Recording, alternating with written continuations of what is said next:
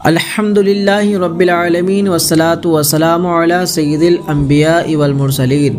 محترم حاضرین مجلس، آج ہم ایک نہایت حساس اور اہم موضوع پر گفتگو کر رہے ہیں۔ دنیا اس وقت سیاسی ہلچل سے گزر رہی ہے۔ مشرق وسطیٰ میں اسرائیل اور ایران کے درمیان کشیدگی بڑھ رہی ہے۔ طاقتیں آمنے سامنے ہیں، بیانات سخت ہیں اور عالمی سیاست اپنا کھیل کھیل رہی ہے۔ لیکن ایک مسلمان کو رویہ کیا ہونا چاہیے؟ قرآن مجید میں اللہ تعالیٰ فرماتا ہے، ہرگز یہ نہ سمجھو کہ اللہ ظالموں کے عمل سے بے خبر ہے۔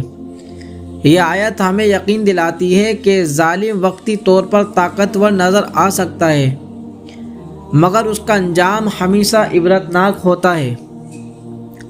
امریکہ کا کردار اور عالمی سیاست تاریخ گواہ ہے کہ بڑی طاقتیں ہمیشہ اپنے مفاد کو ترجیح دیتی ہیں۔ وہ کمزور ممالک کو استعمال کرتی ہیں، معاہدے کرتی ہیں اور پھر وقت آنے پر پیچھے ہٹ جاتی ہیں۔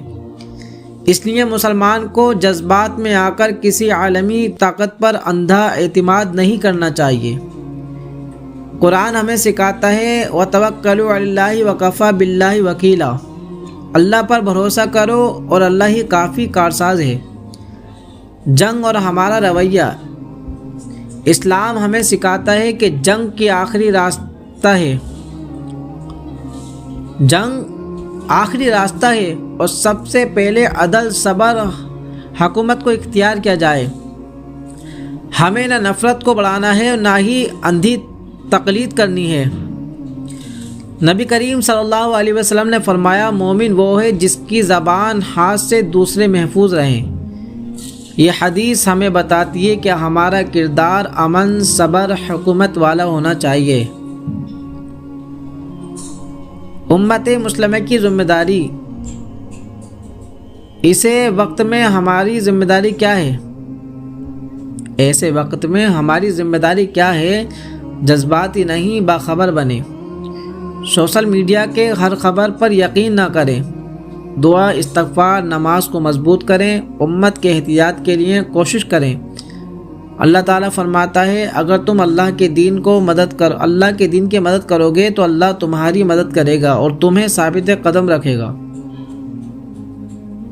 پیارے اسلامی بھائیوں،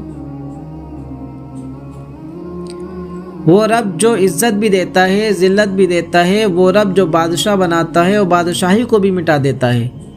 محترم حاضرین، دنیا کی تاریخیں اٹھا کر دیکھ لیجئے۔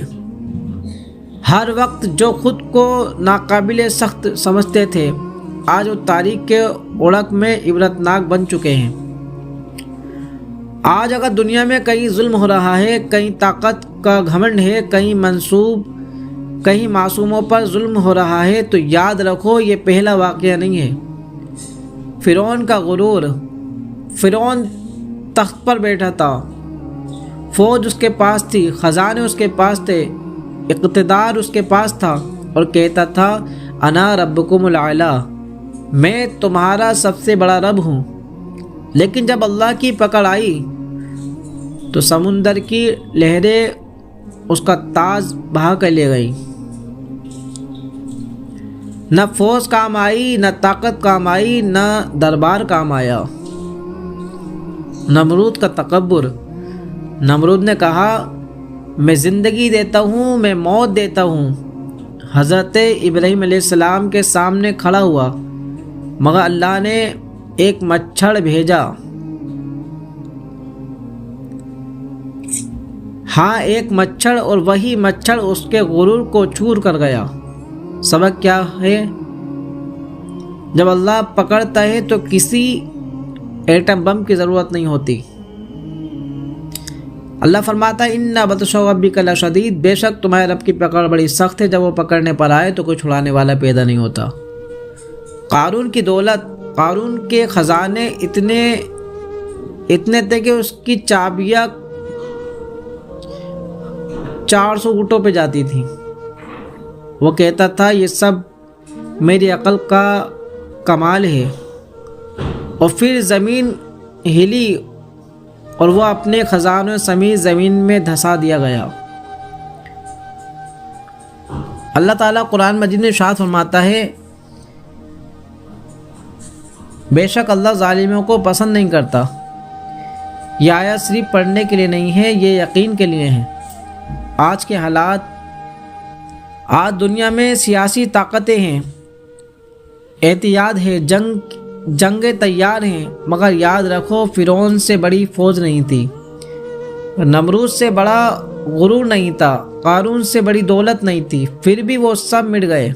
ہمارا کردار، ہمیں نفرت نہیں پھیلانی ہے، ہمیں جذبات میں آ کر فیصلے نہیں کرنے ہیں، ہمیں دعا کو مضبوط کرنا ہے، نماز کو قائم کرنا ہے اور اللہ پر یقین رکھنا ہے، کیونکہ مدد صرف اللہ کی طرف سے آتی ہے۔ اے اللہ، ظالم کو مٹا دے، مظلوموں کی مدد فرما، امت کو اہتداء دے اور ہمیں ایمان پر ثابت قدم رکھ۔ آمین یا رب العالمین۔